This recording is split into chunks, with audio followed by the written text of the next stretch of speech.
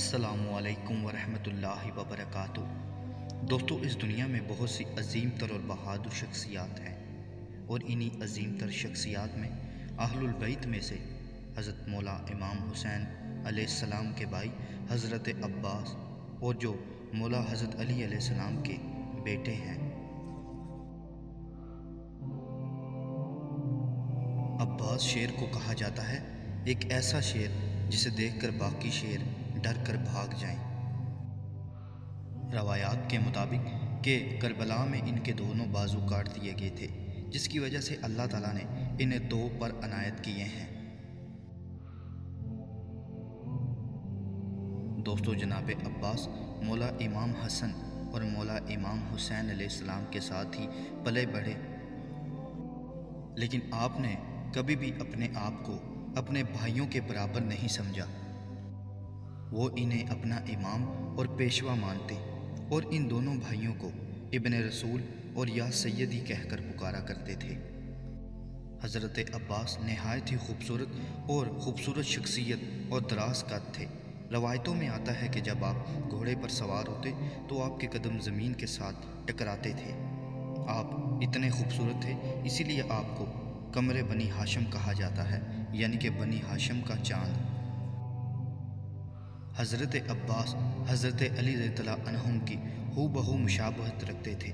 حتیٰ کہ جب آپ تلوار بازی کرتے، جیسے کہ جنگ صفین کے موقع پر روایات میں آتا ہے، تو لوگوں نے سمجھا کہ شاید یہ حضرت علی ہی ہیں، لیکن بعد میں جب حضرت علی میدان میں آئے تب لوگوں کو پتہ چلا کہ یہ حضرت عباس ہیں۔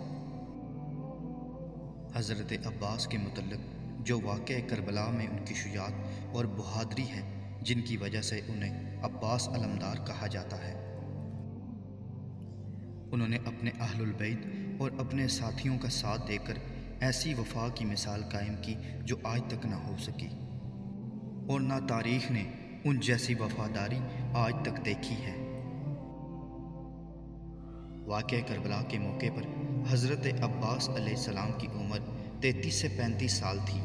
اور آپ کو حضرت امام حسین علیہ السلام نے اس قافلے کا علمدار قرار دیا تھا، کیونکہ جھنڈا آپ کے ہاتھ میں ہوتا تھا، اس لیے آپ کو عباس علمدار کہا جاتا ہے۔ امام حسین علیہ السلام اپنے اہل البیت اور اپنے ساتھیوں کو، جن کی تعداد تقریباً 72 کے قریب تھی، لے کر یکم محرم کو جب کوفے کی طرف روانہ ہوئے تو راستے میں تقریباً 30,000 کے قریب یزیدی لشکر نے ان کو روک رکھا، اور اسی کے ساتھ یزیدی لشکر نے آپ پر دریائے فرات کا پانی بھی بند کر دیا، اور جب ان کے مطالبات پورے نہیں ہوتے تو وہ ایک ایک کر کے آپ مولا امام حسین علیہ السلام کے ساتھیوں اور اہل البیت کو شہید کرتے جاتے ہیں۔ روایات میں آتا ہے کہ مولا امام حسین علیہ السلام نے حضرت عباس کو لڑائی نہ کرنے کی اجازت دی تھی، اور جب تک حضرت عباس ان میں شامل تھے، یزیدی لشکر میں کسی کی ہمت آپ سے لڑنے کی نہ ہوئی، یہاں تک کہ عاشوراء کی رات کو حضرت مولا امام حسین علیہ السلام نے اپنے قافلے سے کہا کہ کوئی بھی رات کے وقت جانا چاہتا ہے وہ چلا جائے، کیونکہ کل شہادت یقینی ہے۔ تو سب سے پہلے حضرت عباس نے ان سے کہا کہ ہم آپ کو اکیلا چھوڑ کر کیوں جائیں، ہم آخری سانس تک آپ کی حمایت کریں گے۔ جب 10 محرم کو حسینی قافلے میں پانی کی کمی ہوگی اور بچوں کو شدید پیاس لگنے لگی، اور حضرت مولا امام حسین علیہ السلام کی بیٹی سکینہ شدید پیاسی ہوئی، تو حضرت عباس کو یہ منظر دیکھا نہ گیا، اور مولا امام حسین علیہ السلام سے اجازت لے کر دریائے فرات کی طرف نکل پڑے۔ عمر بن سعد نے 4,000 کا لشکر تقریباً اس دریائے فرات کے کنارے پر جمع کر رکھا تھا۔ جب آپ وہاں پہنچنے لگے تو عمر بن حجاج اور اس کے ساتھیوں نے آپ کا راستہ روکنے کی کوشش کی۔ آپ کی ان کے ساتھ شدید جھڑپ ہوئی، لیکن آپ نے ان کو پیچھے دھکیل دیا۔ جب آپ فرات کے کنارے پر پہنچے تو آپ نے اپنے ہاتھوں میں پانی کو لیا، لیکن آپ خود بھی پیاسے تھے، لیکن جب آپ کو بچوں کا خیال آیا تو آپ نے یہ گوارا نہ کیا کہ اپنی پیاس مٹائیں، اور پانی کو واپس دریا میں بہا دیا، اور پھر آپ نے پانی سے ایک مشک کو بھرا۔ پانی کی مشک بھرنے کے بعد جب آپ جانے لگے تو یزیدی لشکر نے پیچھے سے آپ پر نیزوں اور تیروں کی بارش کر دی، جس سے جناب عباس کے دونوں بازو زخمی ہو گئے، اور آپ نے مشک کو اپنے دانتوں میں لے لیا اور اسی زخمی حالت میں ان کا مقابلہ کرنے لگ پڑے۔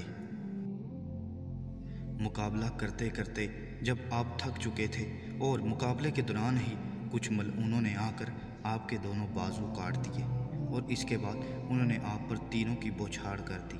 جس سے آپ شدید زخمی ہو کر زمین پر گر پڑے۔ امام حسین علیہ السلام تیزی سے اپنے بھائی کی طرف بڑھے اور انہیں گود میں لیا، تو حضرت عباس نے انہیں دیکھا اور سرگوشی میں کہا کہ اے میرے بھائی، اے میرے بھائی، اور اسی اثنا میں وہ اس دنیا فانی سے کوچ کر گئے۔ حضرت امام حسین نے انہیں دیکھا اور یہ کہا کہ آج میرے عباس کے جانے کی وجہ سے میری کمر ٹوٹ گئی۔ وہ عظیم تر ہستیاں جن کی دعاؤں سے یہ لاکھوں کیا کروڑوں کا لشکر بھی نیست و نابود ہو جاتا، لیکن انہوں نے اپنی آزمائش اور اپنی قربانیوں سے دین اسلام کو سرخرو کرنا تھا۔